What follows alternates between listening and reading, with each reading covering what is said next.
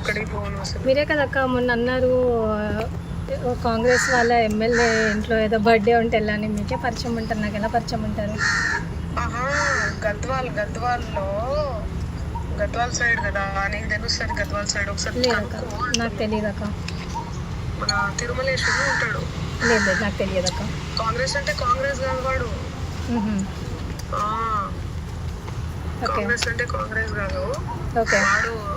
పిచ్చినా కొడుకు వాడు. ఇదంతా తెచ్చిండు వాడంతా, అట్టగడుతుంది ఇదంతా. ఓకే. సో నువ్వు గద్వాల సైడే ఉంటావు కదా? లేదు లేదు, తెలియదక్క నాకు. ఎందుకు అంతలా అసలు? లేదక్క, తెలియదక్క కనుక్కుంటాను కానీ కూడా అనకుండా మరి ఇంతలా ఏంద్రా? తెలియదక్క అని అంటున్నా నేను.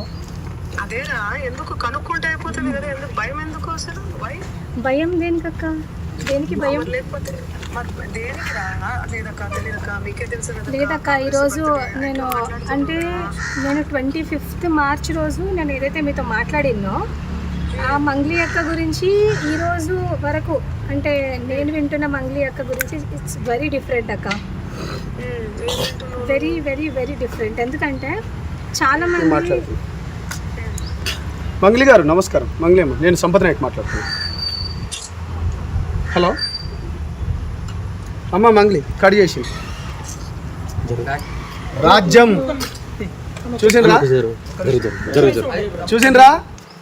చూసిండ్రు కదా మంగ్లీ అమ్మ. నేను మాట్లాడుతున్న నోటితోనే ధైర్యం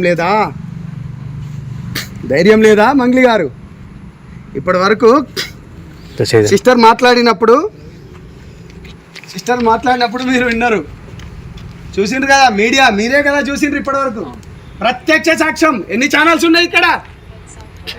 ఎన్ని ఛానల్స్ ఉన్నాయి? ప్రత్యక్ష సాక్ష్యం కదా. ఎవరో పిచ్చినా కొడుకు ఎమ్మెల్యే అది ఎవరు? ఇగో నాకు ఎప్పుడు తెలుసా మంగ్లీ గారు ఫోన్ చేసింది 15th ఏప్రిల్ రోజు అండి. ఇది జూమ్ చేసుకోవచ్చు.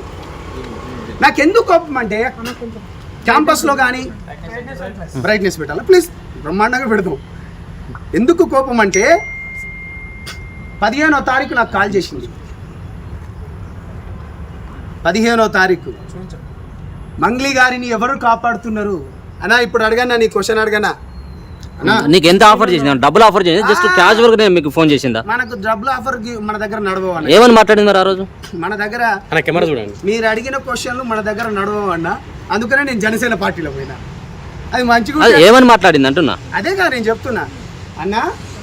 నాకు 10 రోజుల క్రితం అంటే 15 రోజుల క్రితం నా దగ్గర విక్టిమ్స్ బాధితులు వస్తే, మన బిడ్డ కదా, ముందే ఎందుకు నోరు పారేసుకోవాలి అంటే, ఎందుకు ఇప్పుడు మనం మాట్లాడేదానికి విలువను ఎక్కువ ఉంటుంది, బాగుండదు.